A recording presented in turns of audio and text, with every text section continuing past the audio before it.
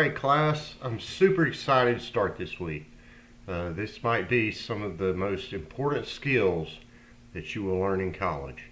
You can take it to your engineering field, you can take it to your nursing field, sociology, psychology, whatever field you're going into. This week is all about sharpening your ability to read text like a writer and think like a critic, right? I mean, we have to be critical and skeptical of things that we read. You'll explore how authors build arguments, use persuasive techniques, and shape their writing with a certain intention or a purpose, right? By the end of the week, you'll be more aware of the strategies behind the words and how to spot bias, fallacies, and rhetorical appeals in real-world text. So we have our learning objectives for this week. Practice critical and active reading. And when I say active reading, we become part of the text. We own the text. As if you remember earlier in the semester, we read Mortimer Adler, How to Mark a Book. When you go to buy a steak, you buy the steak, but you don't own the steak until you consume it. Same with a book, right? Analyze how writers use ethos, pathos, and logos. Yes, our famous friend Aristotle is going to bring us the 3 methods of selling our topic. Understand how rhetorical choices shape meaning and impact. Are they biased? Are they one-sided? We see this in the news, on the internet, every day. And we have to be educated in what we take in and be skeptical. Ask questions. We have the right to do so. Apply critical reading strategies to your own writing and discussions. How do authors shape their arguments? How do they build toward their thesis statements? How are they persuasive? You can emulate these authors and their techniques by watching and viewing how they write. So that's what we're going to be doing this week. We have several readings, reading critically and actively. I use that word intentionally, actively. How to Read Like a Writer by Mike Bunn. This is a great article. If you read through here and really take it in, it will help you tremendously with your readings in the future.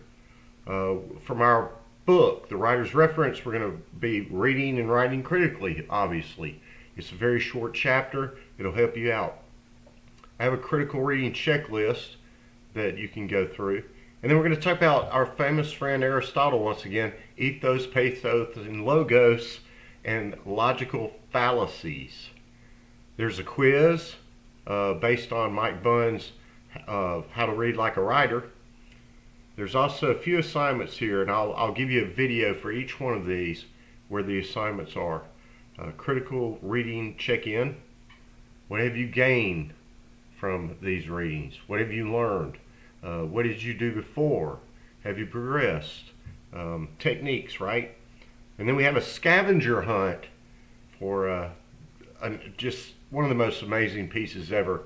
Dr. King's letter from Birmingham jail. He uses all 3.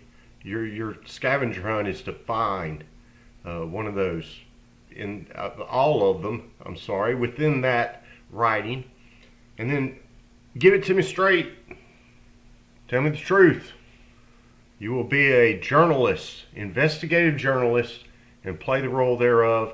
I'll send you into the Opposing Viewpoints Research Center in our library, and you have to find 2 oppositional articles that argue against each other and decide which one wins, right? Who's telling you the truth?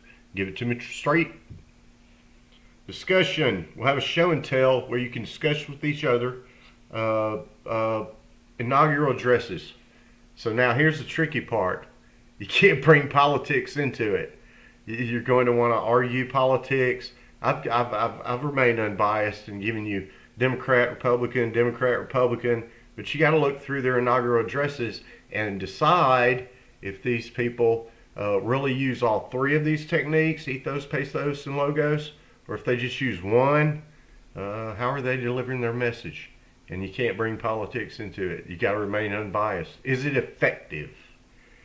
And then you just need to respond to at least 2 peers during that discussion. And I want more discussion than just "I agree." If you find something in a speech that you read and your peer didn't, bring it up, discuss it. We're having a conversation here about the effectiveness of their speech. We're having a conversation here about the effectiveness of writing and reading critically. I'm excited about this week. This is going to be great. It's important for you. It's important for me as a teacher. Let's go.